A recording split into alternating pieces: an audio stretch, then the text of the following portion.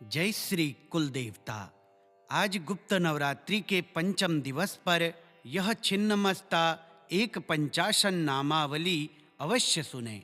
जो लोग अचानक भय, तंत्र बाधा, मानसिक उलझन या बार बार रुकते कार्यों से परेशान हैं, माँ छिन्नमस्ता के 51 नामों के 3 पाठ का श्रवण उन अदृश्य बंधनों को काटने की शक्ति रखता है। यह साधना संकट छेदन, भय निवारण और आत्मबल जागरण का शास्त्रीय मार्ग है। सिरे छिन्नमस्ता एक पंचाशन्नामावलिः। ओम छिन्नमस्तायै नमः। ओम छिन्नशीर्षायै नमः। ओम प्रचंड चंडिकायै नमः। ओम उग्ररूपायै नमः। ओम रक्तप्रियायै नमः। ओम रक्तपानपरायणायै नमः। ओम कपालधारिण्यै नमः। ओम खड्गहस्तायै नमः। ओम नागयज्ञोपवीतायै नमः। ओम दिगंबर्यै नमः। ओम योगिनी गणसेवितायै नमः। ओम सिद्धयोगिन्यै नमः। ओम महामायायै नमः। ओम महाविद्यायै नमः। ओम वज्रवैरोचन्यै नमः। ओम भैरवीस्वरूपायै नमः। ओम प्रलयकालरूपिण्यै नमः। ओम कामरूपनिवासिन्यै नमः। ओम तंत्रसारायै नमः। ओम तंत्रबीजस्वरूपिण्यै नमः। ओम मंत्रसिद्धिप्रदायै नमः। ओम योगसिद्धिप्रदायै नमः। ओम महाबलायै नमः। ओम महावेगायै नमः। ओम प्रचंडवेगधारिण्यै नमः। ओम रक्तबीजविनाशिन्यै नमः। ओम दानवज्ञै नमः। ओम असुरनाशिन्यै नमः। ओम महाभयहरायै नमः। ओम कालरूपायै नमः। ओम कालभैरवपूजितायै नमः। ओम कालमार्गप्रकाशिन्यै नमः। ओम योगमार्गप्रदर्शिन्यै नमः। ओम रहस्यरूपायै नमः। ओम गूढतत्त्वस्वरूपिण्यै नमः। ओम वाममार्गनिवासिन्यै नमः। ओम वीरभावप्रियायै नमः। ओम साधकाभीष्टदायै नमः। ओम साधनासिद्धिदायै नमः। ओम ध्यानगम्यायै नमः। ओम ध्यानातीतायै नमः। ओम ब्रह्मविद्याप्रदायै नमः। ओम शून्यरूपायै नमः। ओम शून्यसाक्षिण्यै नमः।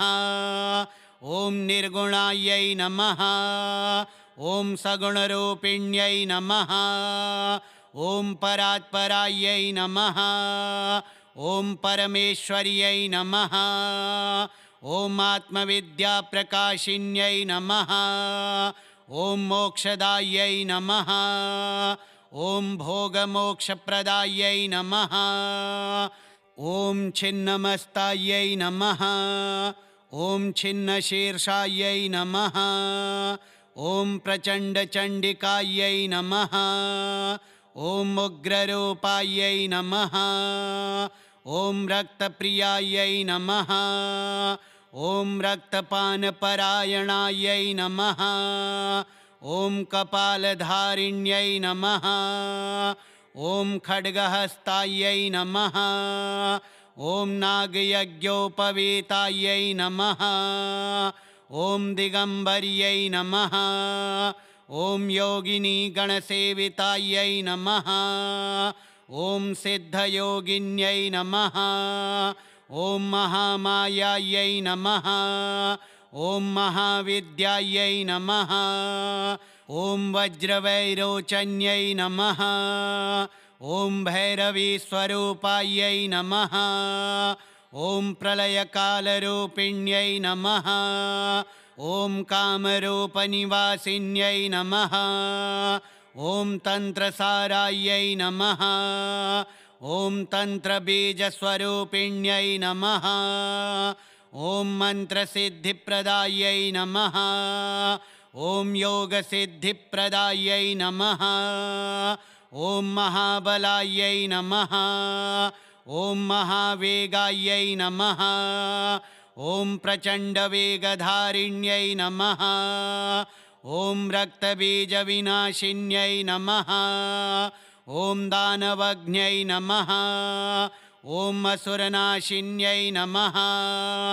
ॐ महाभयहरायै नमः। ॐ कालरूपायै नमः। ॐ कालभैरवपूजितायै नमः। ॐ कालमार्गप्रकाशिन्यै नमः। ॐ योगमार्गप्रदर्शिन्यै नमः। ॐ रहस्यरूपायै नमः। ॐ गूढतत्त्वस्वरूपिण्यै नमः। ॐ वाममार्गनिवासिन्यै नमः। ॐ वीरभावप्रियायै नमः। ॐ साधकाभीष्टदायै नमः। ॐ साधनासिद्धिदायै नमः। ॐ ध्यानगम्यायै नमः। ॐ ध्यानातीतायै नमः। ॐ ब्रह्मविद्याप्रदायै नमः। ॐ शून्यरूपायै नमः। ॐ शून्यसाक्षिण्यै नमः। ॐ निर्गुणायै नमः। ॐ सगुणरूपिण्यै नमः। ॐ परात्परायै नमः। ॐ परमेश्वर्यै नमः। ॐ आत्मविद्याप्रकाशिन्यै नमः। ॐ मोक्षदायै नमः। ॐ भोगमोक्षप्रदायै नमः। ॐ छिन्नमस्तायै नमः।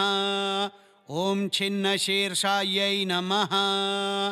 ॐ प्रचण्डचण्डिकायै नमः। ॐ उग्ररूपायै नमः।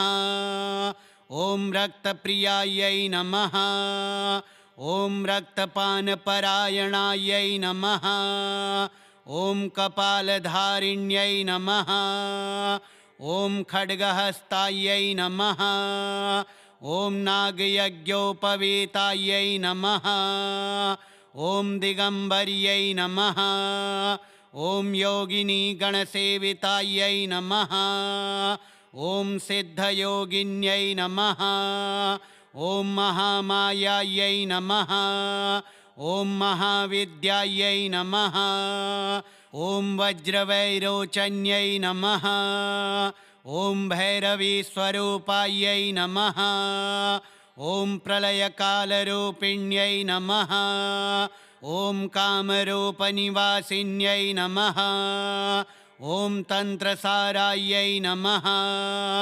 ॐ तन्त्रबीजस्वरूपिण्यै नमः। ॐ मन्त्रसिद्धिप्रदायै नमः। ॐ योगसिद्धिप्रदायै नमः। ॐ महाबलायै नमः। ॐ महावेगायै नमः। ॐ प्रचण्डवेगधारिण्यै नमः। ॐ रक्तबीजविनाशिन्यै नमः। ॐ दानवज्ञै नमः। ॐ असुरनाशिन्यै नमः। ॐ महाभयहरायै नमः। ॐ कालरूपायै नमः। ॐ कालभैरवपूजितायै नमः। ॐ कालमार्गप्रकाशिन्यै नमः।